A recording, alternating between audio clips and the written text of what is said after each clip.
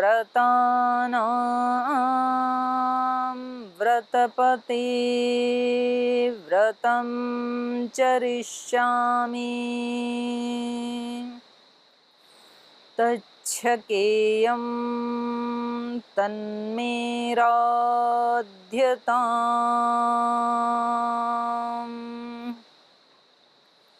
इदमहमनृतात् सत्यमुपैमि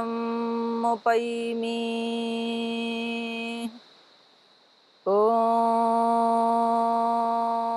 शान्ति शान्ति शान्तिः।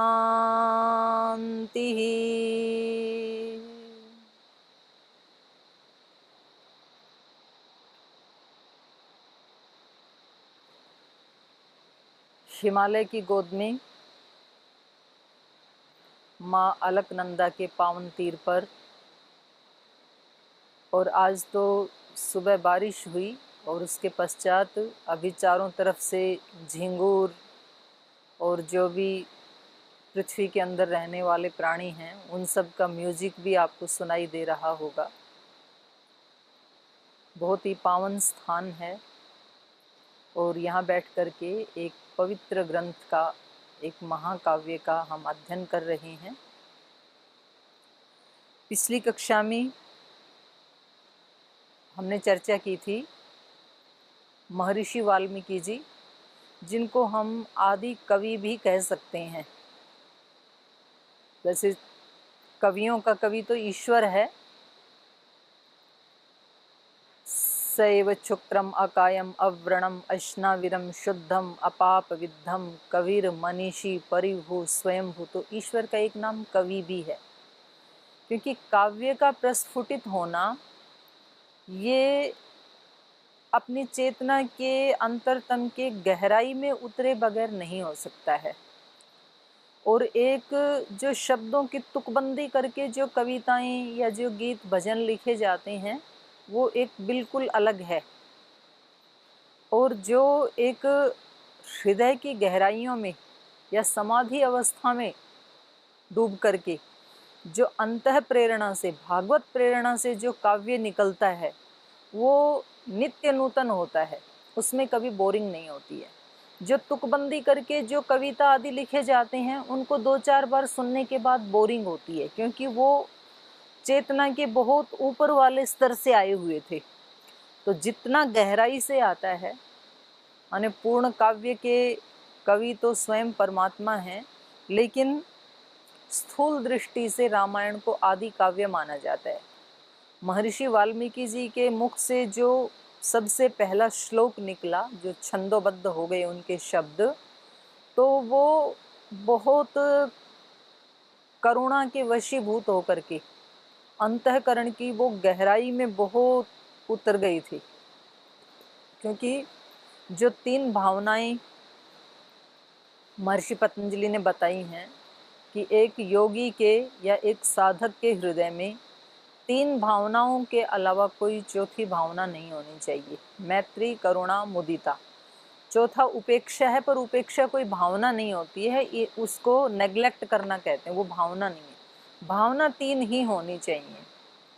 यदि सुखी व्यक्ति हैं कोई तो उनको देख करके मैत्री की भावना होनी चाहिए, माने जैसे अपने मित्र को सुखी देख करके हमें कितना अच्छा लगता है, ऐसे ही किसी सुखी को जब हम देखते हैं तो हमारे अंदर हमें उतना ही अच्छा लगना चाहिए, उसकी निंदा नहीं करनी चाहिए। और जब किसी दुखी को देखें तो हमारे अंदर करुणा जगनी चाहिए, जैसे कि महर्षि वाल्मीकि जी में जगी। और जब किसी धर्मपरायण, किसी आत्मवेत्ता, किसी ब्रह्मवेत्ता, किसी योगनिष्ठ, किसी ऋषि को देखें, संत को देखें, किसी बहुत परम पवित्र महामानव को देखें तो हम इतने हर्षित हो जाएं कि जैसे साक्षात भगवान ही हमें उनके माध्यम से मिल गई। बस इस 3 के अलावा हृदय में किसी भी भावना को स्थान ना दें, बाकी सब कूड़ा कचरा है। तो इसमें प्रीति भी आ गई, करुणा भी आ गई, मुदिता भी आ गई। तो इनके हृदय में, और ये तभी आ सकती हैं जब व्यक्ति ने अपने चित्त को अत्यंत निर्मल बना लिया है अभ्यास कर करके। क्योंकि हमें प्रतिदिन और प्रतिपल हमें इसका एहसास नहीं होता है कि हमारा कौन सा अभ्यास चल रहा है। जब हम कभी किसी दिन मौन रहते हैं या कभी साधना में बहुत गहरे में हम चले जाते हैं, तो हमें एहसास होता है कि हमारे हृदय में किस प्रकार से भावनाओं का कितना द्रुत गति से प्रवाह चल रहा है। कभी कोई भाव आता है, तुरंत वो चला जाता है, फिर कोई दूसरा आता है, फिर कोई तीसरा आता है। कैसे विचारों का और भावनाओं का ऐसा वेग प्रवाहमान है, जैसे ये अलकनंदा का वेग है ना हमारे पीछे, बहुत द्रुत गति से ये भाग रही है। लेकिन इसका वेग तो अपने लक्ष्य की तरफ जाना है।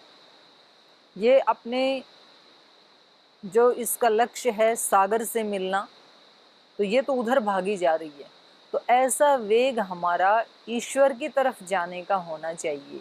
लेकिन जब वेग वैसा ही है हमारा भी, आत्मा भी अत्यंत और मन भी, मन तो इस अलकनंदा से लाखों गुना ज़्यादा वेगवान है, करोड़ों गुना ज़्यादा वेगवान है। हमें एक बहुत अद्भुत यंत्र भगवान ने हमें दिया है, ये हृदय और मन। लेकिन इसकी दिशा हमारे जागरूक न होने के कारण कहीं इधर उधर बह रहा है, एक सीधी दिशा में नहीं जा रहा है ये, तो लक्ष्य की प्राप्ति नहीं होती है। ये गंगा अपने लक्ष्य की तरफ सीधी भागी जा रही है। अगर ये इसको लक्ष्य की तरफ से इसमें बैरिकेड लगा दिया जाए तो ये यहीं इधर उधर कहीं बिखर के रह जाएगी, या तो ये कहीं रेत में पहाड़ में समा जाएगी, पता भी नहीं चलेगा। और यदि इसके पानी को फिर भी कहीं डैम आदि बना के यदि हमने रख लिया तो वो पानी सड़ जाता है, फिर उसमें पावनता नहीं रहती है, पवित्रता नहीं रहती है। जो जल का मूल गुण है, जल का मूल गुण है पवित्र करना।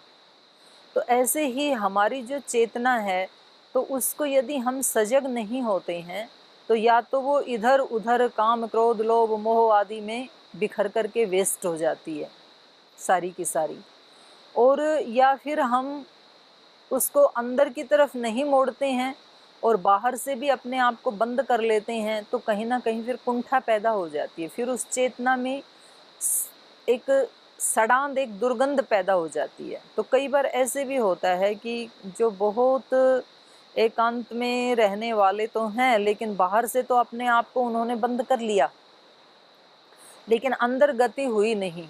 तो फिर कई बार बहुत चिड़चिड़े भी हो जाते हैं और बहुत उनके कई बार विकार बढ़ भी जाते हैं। तो यहाँ ये जो काव्य की शुरुआत हुई, हमने पीछे जो पढ़ा, उनके मुख से जो भी शब्द निकले वो अत्यंत गहराई से निकले। वो उस समय बहुत करुणा में डूबे हुए थे, बहुत शांत चित्त था उनका। और उसके बाद फिर नारद ने आके उनको बताया कि आप ऐसे ऐसे एक काव्य का प्रारंभ करें, एक निर्माण करें। और फिर स्वयं ब्रह्मा ने साक्षात उनको दर्शन दे करके, जो सृष्टि करता है, उन्होंने भी उनको हृदय में यही प्रेरणा दी कि इस प्रकार से ये घटनाक्रम होने वाला है श्री राम और सीता आदि के जीवन में, तो आप उसको लिपिबद्ध करें, आप उसको लिखना शुरू करें। कुछ निर्देश तो मिल गया, ब्रह्मा ने बता दिया, कुछ देव ऋषि नारद ने बताया। उसके बाद सूक्ष्मता से एक के बाद एक क्या क्या घटनाएं हुई, वो सारा उन्होंने समाधि की अवस्था में वो देख रहे थे। और जिस समय ये घटना घटी उससे पहले ही सीता माता इनके आश्रम में आ चुकी हैं और उनको कुश लव 2 पुत्र पैदा हुए हैं। और जैसे ही ये सोच रहे थे, तो यहाँ ये कह रहे हैं कि जैसे ये ऐसे सोच रहे थे कि इसका प्रारंभ करूं, उसी समय लव और कुश वहाँ पर आ जाते हैं और ये उनको ये सारी रामायण पढ़ाना शुरू कर देते हैं। तो आज चतुर्थ सर्ग हम बाल कांड का प्रारंभ कर रहे हैं। प्राप्त राजस्य रामस्य वाल्मीकिर्भगवान् ऋषिः चकार चरितं कृत्स्नं विचित्रं पदमर्थवत् 24 श्लोकानाम् उक्तवान् ऋषिः तथा सर्गशतान् पञ्च षट्काण्डानि तथोत्तरम् कृत्वा तु तन्महाप्राज्ञ स भविष्यं सहोत्तरम् चिन्तयामास कोऽन्वेतत् प्रञ्जूयादिति प्रभुः तस्य चिन्तयमानस्य महर्षे भावितात्मनः अगृह्णीतां ततः पादौ मुनिवीशौ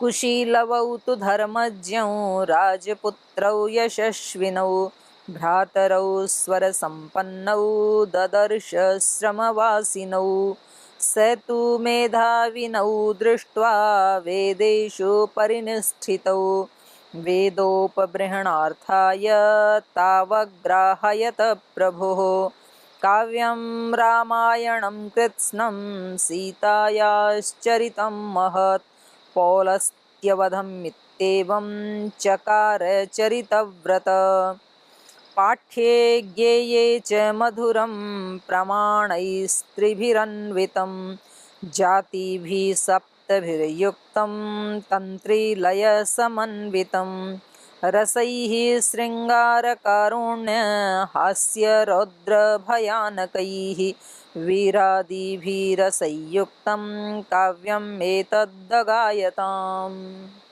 प्राप्त राजस्य रामस्य वाल्मीकि भगवान ऋषि। तो कह रहे हैं कि रामस्य राम के राजस्य प्राप्त, हमने पीछे जो पढ़ा था तो वो हमने पढ़ा था कि श्री राम जो हैं वो रावण का वध करके और वापस लंका के लिए चल पड़े हैं और वहाँ आकर के भरद्वाज ऋषि के आश्रम में वो कुछ समय के लिए आशीर्वाद लेने के लिए ठहरे हैं और हनुमान को उन्होंने नंदी गांव में भरत जी को ये मैसेज देने के लिए, संदेश देने के लिए भेज दिया है कि हम बहुत जल्द ही, अति शीघ्र ही नंदीग्राम में प्रवेश करेंगे।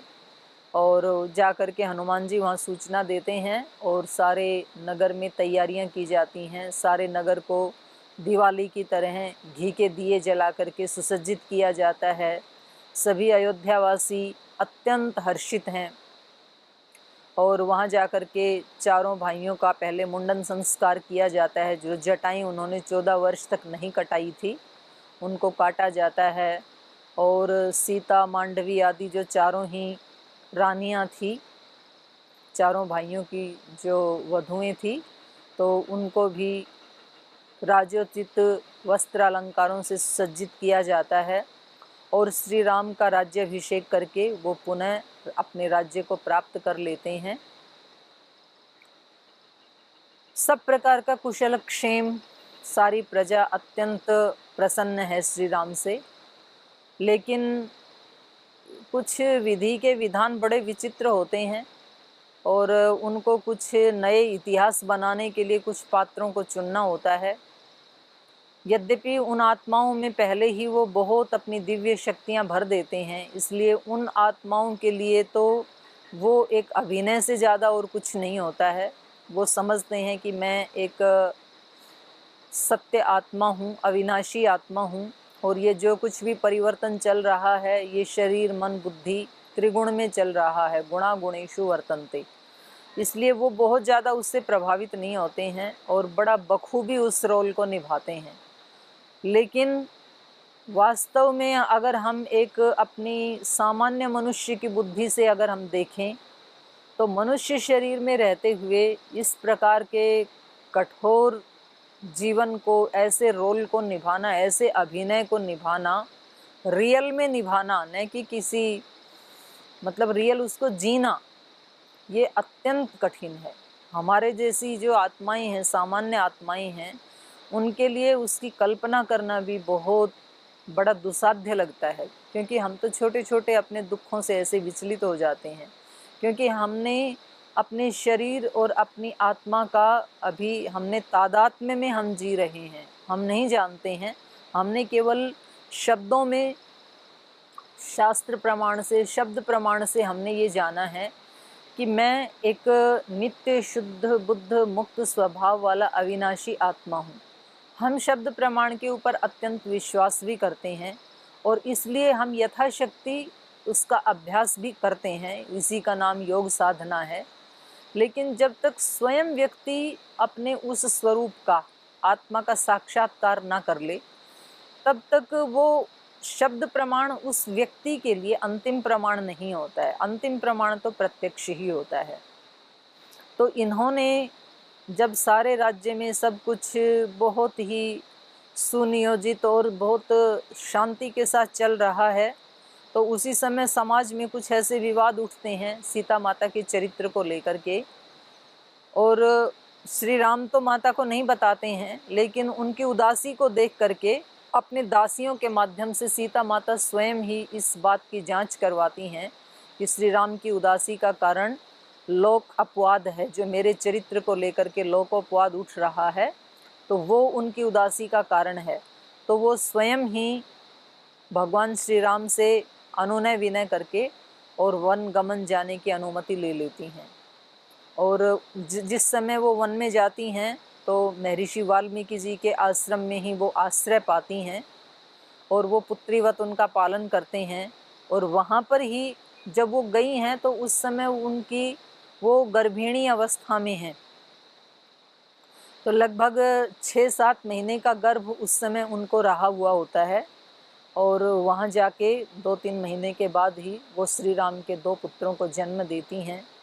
और कालक्रम से जो बच्चे हैं वो वहाँ आश्रम में ही पले हैं, बढ़े हैं, मुनियों की तरह मुनियों के वेश में रहते हैं।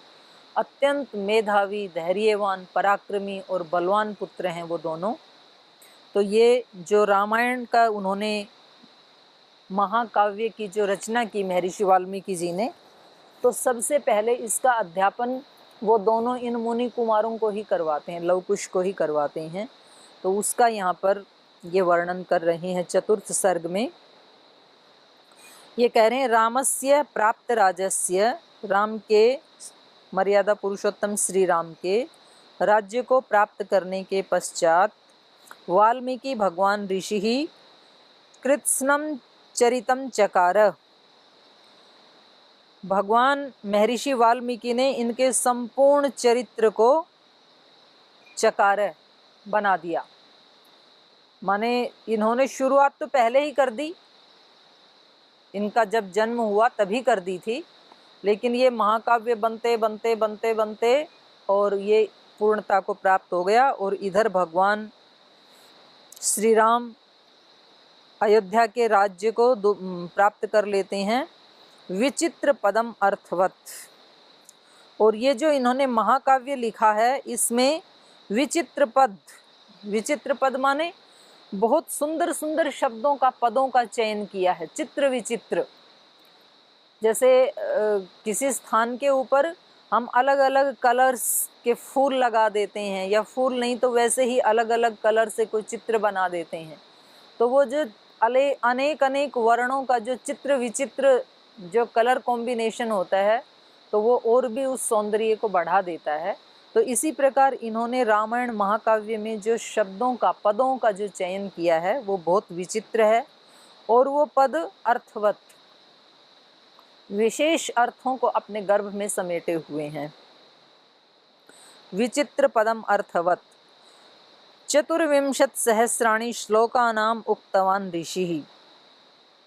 और आज हम देखते हैं कि पतंजलि योगपीठ में छोटे 2 साल के बच्चों से लेकर के 6-7 साल के बच्चे, 10-12 साल के बच्चे, फिर कुछ 18-20 वर्ष के युवक और कुछ 30-40 वर्ष तक के भी ब्रह्मचारी सन्यासी वहाँ अध्ययन में रहते हैं। तो कुछ पहले ही बहुत छोटी उम्र में ही आ गए हैं, 2 साल से लेकर के 7 साल की उम्र तक के, उनका एक अलग गुरुकुल है।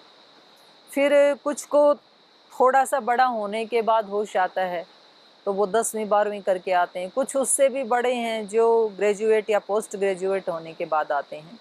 तो खैर जो भी आते हैं उनका ये प्रचलन है कि वहाँ पर उनको आते ही पहले शास्त्रों को स्मरण करवाया जाता है।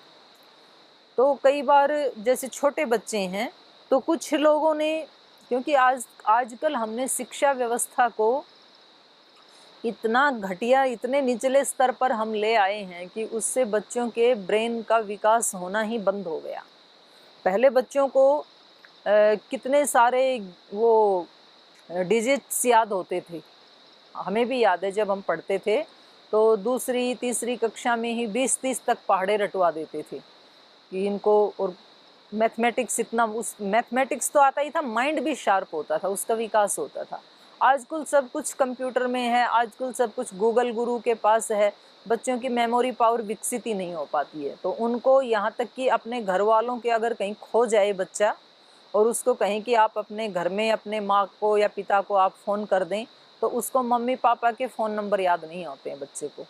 इतना हमने, मतलब ये जो लगभग 200 वर्ष से जो शिक्षा पद्धति चल रही है ये टोटली फेल हो चुकी है। इसने ना मनुष्य के आंतरिक शक्तियों का विकास किया, न और ना ही बाह्य दृष्टि से, स्थूल दृष्टि से। तो ये शिक्षा पद्धति जो है ये उचित नहीं है।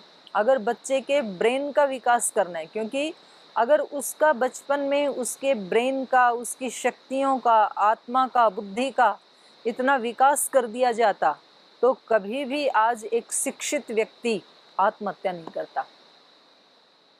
ये हम रोजाना जो सुनते हैं, आज किसी एक्टर ने सुसाइड कर लिया, आज किसी डीसी ने, डीएम ने सुसाइड कर लिया, आज किसी आईएएस ऑफिसर ने सुसाइड कर लिया, आज किसी ग्रेजुएट, पोस्ट ग्रेजुएट नौजवान ने विष पी लिया, कोई ऊपर से छलांग लगा गया।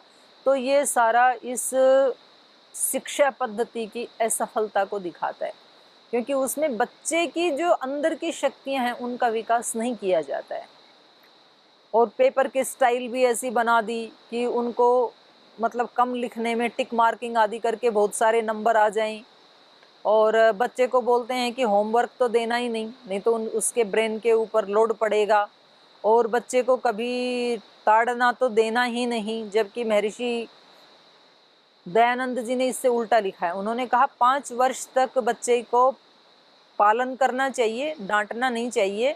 5 से 10 वर्ष के बीच में जब वो कोई त्रुटि करे तो जरूर ताड़ना चाहिए, क्योंकि उसी समय संस्कार और स्वभाव निर्मित होता है। 10 साल के बाद फिर वो पक्का हो जाता है, फिर सारी जिंदगी वो ही आदत स्वभाव रहते हैं। और हमारे यहाँ है कि स्कूल में बच्चा गया है तो उसको अगर किसी टीचर ने जोर से धमका भी दिया, ऊंची आवाज में भी बोल दिया, तो उसके ऊपर केस हो सकता है कि आपने बच्चे को मेंटली टॉर्चर किया, आपने उसको अब्यूज किया। तो बच्चे का निर्माण कैसे होगा? बच्चा तो बच्चा है, आखिर उसको तो भले और बुरे का ज्ञान नहीं है। मतलब ये हम पढ़ते थे तब तक भी मुझे याद है कि जो बच्चे अपना याद नहीं करके आते थे, स्मरण नहीं करके आते थे, तो उनके हाथ पे डंडे से पिटाई होती थी, और फिर वो अगले दिन याद करके आते थे, और गुरुओं के प्रति अत्यंत श्रद्धा होती थी। और ये हमने महर्षि दयानंद जी के जीवन में देखा। वो तो छोटे बच्चे भी नहीं थे, पूरे युवक होकर के पूरा यजुर्वेद याद करके कम से कम 18-19 वर्ष की उम्र में वो गए हैं स्वामी विरजानंद जी के पास। और जब वो वहाँ गुरुकुल में पढ़ रहे थे तो एक दिन कहीं सफाई आदि को लेकर के, मतलब सफाई, झाड़ू लगाने की ड्यूटी महर्षि दयानंद जी की थी, और उन्होंने झाड़ू लगा करके कूड़े को वहीं छोड़ दिया, उठाया नहीं।